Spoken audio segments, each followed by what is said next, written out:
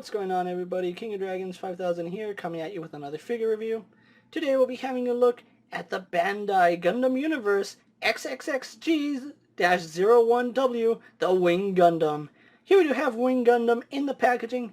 What we're going to do now is take a little break, get them opened up, and then we'll have a better look at the Wing Gundam. So stay tuned, everyone. And so here we have Wing Gundam posed and out of the packaging. Before we have a look at the figure, let's actually take a look at what Wing Gundam comes with. Wing Gundam does come with two pairs of hands. We get a pair of fists for Wing Gundam. We got a right hand with a trigger finger. We got a left grasping hand. We have the Buster Rifle. We have his shield, which does come with attachment parts for the shield. We also do get a little piece to have him on a display stage. Surprisingly enough, we do not get a beam saber for Wing Gundam here, which is odd because that's actually one piece of weaponry that I most remember seeing Wing Gundam with. But that's neither here nor there, so what we're going to do now is actually take a closer look at Wing Gundam. And so here we have a closer look at Wing Gundam, and Wing Gundam is actually one of my favorite Gundams from the Gundam Wing universe, which I don't know why I'm just really attracted to this Gundam. But you can see they did a really good job with the head here. The crest is done really well. The red is painted really good. You can see that it's nice, clean, crisp lines on there. And then the gold plastic that they went with looks outstanding. I am really glad about that. You can see they did paint the little green spot right here at the top of its crest. The eyes are painted really sharply, and then the mouth is done really well. We have this generic Gundam goatee, which is done in red paint, which is again done really well. The little vents on the head are also painted really well. Surprisingly enough, there's no bleeding, no paint defects there.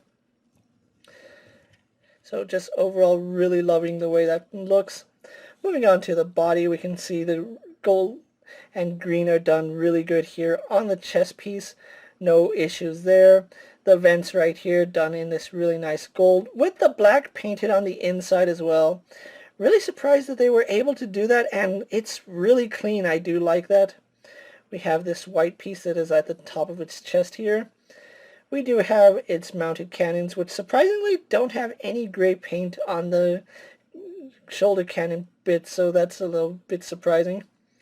The gold bits right here, they do seem to be like they're separate appliance. No, it's actually paint.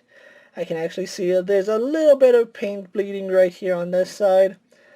On the right side we don't get too much, but we also do get a little bit of paint right in here, which is a little bit unfortunate. It's not a big deal because it's so minor and I can look past that. The vents on the shoulder, again, painted really, really well. On the back we still have that gold paint right here. Wings are done really, really nicely. You can see the red and white is done really well. Although you can see the difference between the white paint and the white plastic.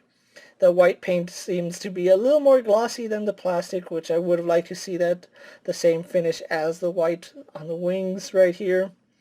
And then we have this really nice gold trim going up the wings, which I'm starting to think all the gold on it is painted because it matches really nicely.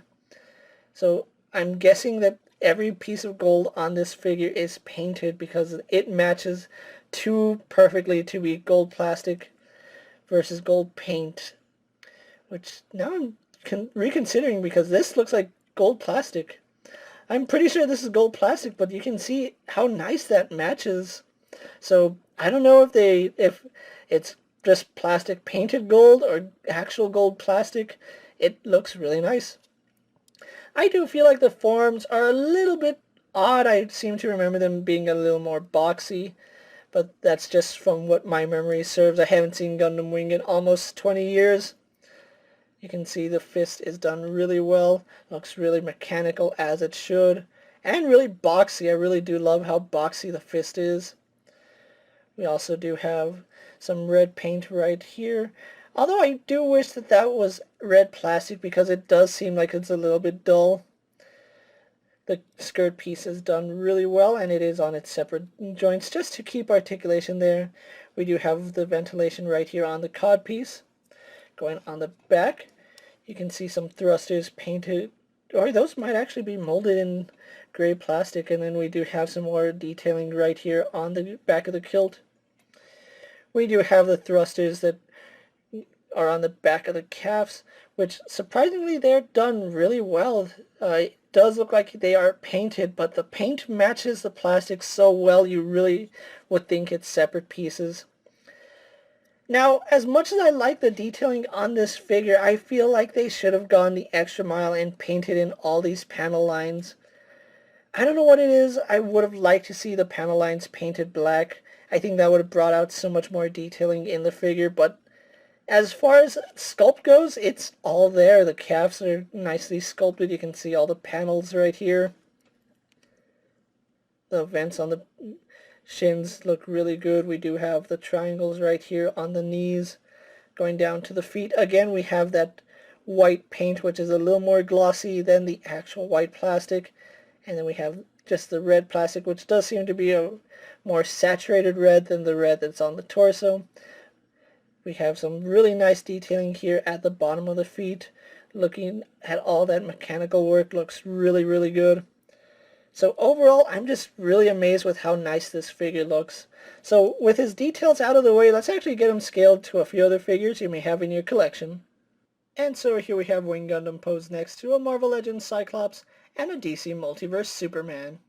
Here we have Wing Gundam posed next to a WWE Elite Scale figure and a Mezco 1/12 Collective Popeye the Sailor Man.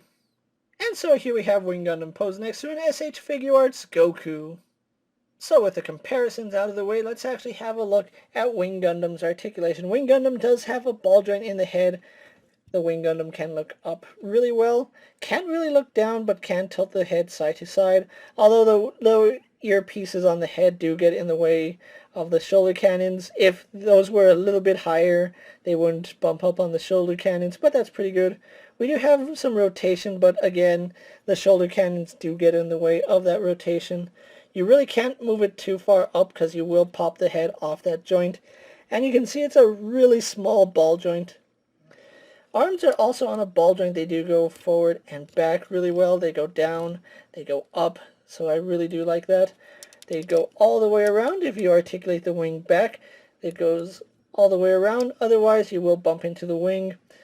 They do go out to about that far, and then the shoulder piece is actually on its own separate hinge, so that does get out of the way. Although I would have liked to see the arm go up with it, because I really don't see a reason why the shoulder pad would go all the way up if the arm doesn't go with it. We do have a swivel right here in the bicep. If you move the little claw down, we do get some pretty good range in the elbow, which does work really well. And then the hand is on a ball joint, which works really good. Goes forward and back slightly, up and down, and we do get rotation. And this is probably the only piece of articulation I think could have been engineered just a little bit better. We do have a ball joint right here in the torso. You can see it does go up and down, forward and back. No real side to side, and we do get very little rotation on that. So that could have been engineered just a little bit better to give us a little bit more range. The wings are on ball joints, so those do go all the way around. They fold in and out. The wings here are individually articulated, so they do hinge out all the way, as you can see. Although I think I would prefer to keep the wings like that if I were to have it displayed with the wings open. Legs are also a little bit hindered due to the kilt piece on the Wing Gundam. These do hinge out of the way, so you can actually kick out to about there. And surprisingly, the kilt does not get in the way because that's as far as the legs go. We do have some forward movement. If you move the kilt up, that's about as far as it goes before it does hit the kilt piece. We do have somewhat of a drop-down method. It doesn't want to drop down, but there is a drop-down hinge inside here, so I do like that. We do have rotation on the ball joint as well as in the thigh, but because it's so blocky in there, you will be rotating it at strange angles. We do have a double bend in the knee, which goes only to about there, but that's pretty much standard on Gundam figures. We do have this separate piece right here in the ankle, which does move, Let me see if I can get this side. Yeah, you can see this bottom part does move in and out, forward and back. And then we also do get a hinge right here at the foot. So the ankle does hinge in and out, back and forth. And then we also do get some more hinging right here. So the foot does pivot on its side. Doesn't pivot too far, goes forward and back quite a bit. And no toe joint, which is a little bit odd seeing as how this is a giant robot. But overall, really good articulation for what it is. Now, there are going to be spots that are hindered, but that is completely natural for Gundam figures. With its articulation out of the way, let's actually move on to Wing Gundam's final thoughts. And so here we have Wing Gundam posed for my final thoughts. Overall, I really do enjoy the way this figure came out. This really does remind me back in the days when I used to build the Gundam Wing model kits with my brother. Wing Gundam was actually the first model kit I actually picked up, and I really did love that figure. If I have a few issues with this figure, it's the fact that he does not come with a beam saber. Wing Gundam and Wing Zero need to have beam sabers because that is part of their arsenal. As well as the fact that this cannot convert into bird mode. It is a little bit sad that we don't get a bird mode with this figure, but it's something I'm willing to let go because it's not an important detail, and having him in the Gundam mode is probably better than having him in the bird mode. Now, I was able to find my Wing Gundam here at my local GameStop, so if you are looking for the Gundam Universe figures, check your local GameStops because they are starting to hit stores at the time I'm making this video.